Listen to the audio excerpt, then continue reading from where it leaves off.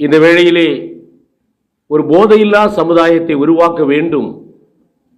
நம் இருக்கின்ற சமுதாயத்தை ஒரு போதையில்லா சமுதாயமாக உருமாற்ற வேண்டும் என்ற முனைப்போடு கன்னியாகுமரி மாவட்டத்திலே போதை நோய் நலப்பணி செய்து கொண்டிருக்கின்ற சிறப்பாக செய்து கொண்டிருக்கிற அமைப்புகள் எல்லாம் இணைந்து அரசோடும் சேர்ந்து ஒரு போதையில்லா சமுதாயத்தை உருவாக்குவதற்காக உலக போதை விழிப்புணர்வு தினம் ஜூன் 26ஆம் தேதி அன்று சிறப்பு நிகழ்வு நடத்துகின்றோம்.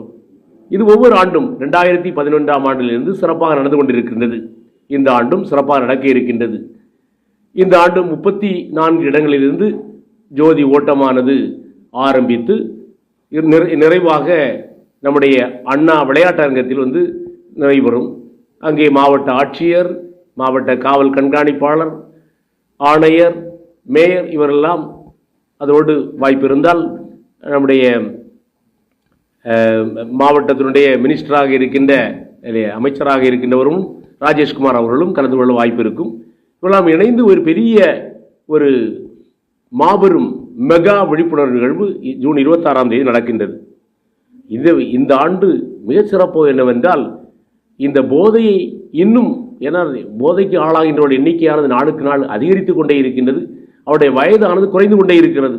எனவே நாம் எவ்வளவு பணி செய்தாலும் எல்லாவரையும் சென்றடைய முடியவில்லை என்பதை நாங்கள் எங்களுடைய கூட்டமைப்பில் இணைந்து சிந்திக்கின்ற போது, எங்களுடைய கூட்டமைப்பில் எப்போதும் நல்ல சிந்தனைகளையும் கருத்துக்களையும் தருகின்ற டாக்டர் அருள்குமரே சொல்லுவார், இந்த ஆண்டு கடந்த ஆண்டு நாம் QR கோடு வழியாக எப்படி விழிப்புணர்வை அகில உலகம் முழுவதும் கொடுப்பது என்பதை பற்றி நாங்கள் சிந்தித்து அதன்படி அதை மிக அருமையாக செயல்படுத்தினோம். அதன் வழியாக QR கோடு பயன்படுத்தி ஆயிரக்கணக்கான பேர் போதை விழிப்புணர்வு செய்தியை பெற்றுக்கொண்டார்கள். இந்த ஆண்டு அதைவிட சிறப்பாக AI, இன்றைக்கு அகில உலகம் முழுவதும் பேசுகின்ற தலைப்பு AI, ஆர்டிஃபிஷியல் இன்டெலிஜென்ஸ், செயற்கை நுண்ணறிவு. இந்த செயற்கை நுண்ணறிவை பயன்படுத்தி எப்படி நாம் போதை விழிப்புணர்வை கொடுக்கலாம். அப்போ ஒவ்வொருவரும் இந்த போதை விழிப்புணர்வு அந்த செயற்கை வழியாக செய்கின்ற போது அந்த நொடிப்பொழுதிலேயே அது எங்கெல்லாம் சென்றடையுமோ அங்கு சென்றடைந்து விடுகின்றது.